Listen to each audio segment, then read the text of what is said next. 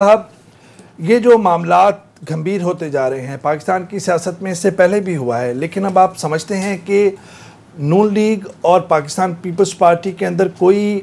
तामीरी इत्तेहाद हो सकता है, या ये अब लग रहा है कि एक मजबूरी के तहत इत्तेहाद की तरफ बढ़ते नज़र आ रहे हैं? वैसे अब आपने दो ज़्यादतियाँ की। एक तो तारुफ में मेरे साथ और सुहेल वड़ाई साहब और मज़र साहब के साथ एक ही तरह के लाहके और साबके लगा दिए, हालांकि मैं उनके मुकाबले में कुछ भी नहीं, वो हमारे असातिज़ा हैं, हम उनसे सीखते हैं और उनकी मौजूदगी में हमारी बात की कोई हैसियत नहीं है।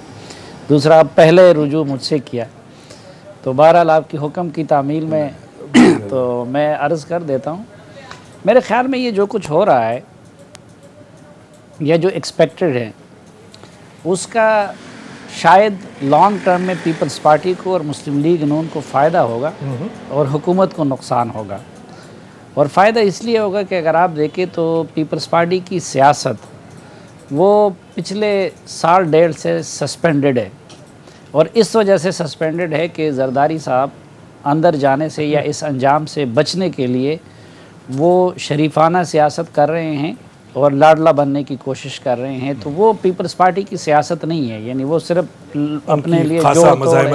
और कर रही है जी। और यही मामला मुस्लिम लीग नून का खुसूसन मियां नवाज शरीफ साहब की रिहाई के बाद का हो चुका है। जिस तरह उन्होंने खामोशी इख्तियार कर दी है,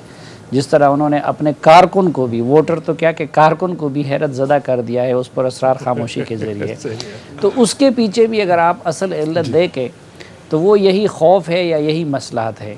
अब अगर वो दोनों अंदर चले जाते हैं तो एटलीस्ट ये फ़ायदा होगा कि पीपल्स पार्टी भी सियासत शुरू कर देगी और मुस्लिम लीग नून भी, और जब ये लोग सियासत करने पे आ जाते हैं तो फिर सियासत कर जाते हैं, और जब इन्होंने सियासत शुरू कर दी तो मेरे ख़्याल में ये जो हुकूमत है उसके लिए फिर बड़ा टफ टाइम उसको मिलेगा। अच्छा, ये सुहेल वड़ाई